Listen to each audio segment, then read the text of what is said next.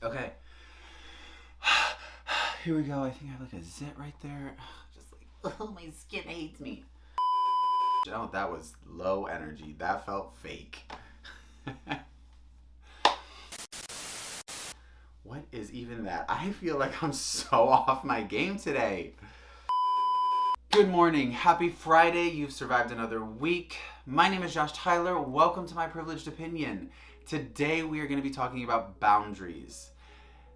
Specifically boundaries in a relationship, not like country borders, not like state borders.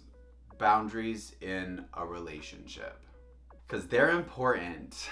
So, like all the other videos, let's get into the definition. And the definition of boundaries is a line that marks the limits of an area or a dividing line. Actually, a dividing line. Or a limit of a subject or sphere of activity. Sphere of activity is kind of what I want to focus on because those are the boundaries that you kind of set within a relationship, right? Like certain spheres people can't cross until they satisfy other areas or until there's been time with them spent and you can, vet who they are as a person and if they get to go deeper.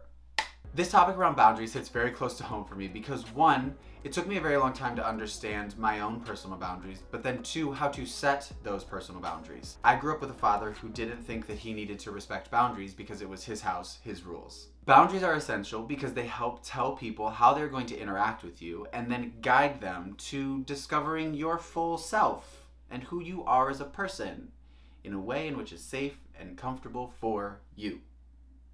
However, important message, because I had this happen so many times in my own personal life, it is not your decision to dictate when you get to move past the boundary or know a person more. That is for them to decide, and if you don't have the patience to wait, then maybe you should just keep pushing.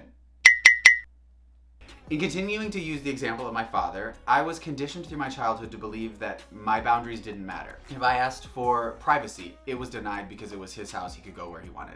If I shared the way I felt about something that he had shared, it was denied because that's not his intent and that wasn't the way that he intended me to feel. This caused me to go out into the world and allow people to walk all over me because I was never allowed to vocalize where I stood as a person through my youth. Now, the people walking all over me had another side effect of abandonment, but that's next week's video, so come back next week. I share these little tidbits of my life because it is crucial that you identify the root of the problems. If that requires you going to therapy to dig it out, great. If that requires you journaling to dig it out, great. But being able to dig out the root is so important. It took me realizing that I had never been shown how to appropriately set and have my boundaries respected before I could change that habit of people walking all over me. Because up until that point, I was just like, this is how it's supposed to be. And I felt crappy about it. So the way in which boundaries works is to set pathways for people to navigate around you. Those things could be touch, they could be different topics, and they vary from person to person. Obviously, we're all different. And secondly, and most importantly, you set boundaries by, wait for it, communication.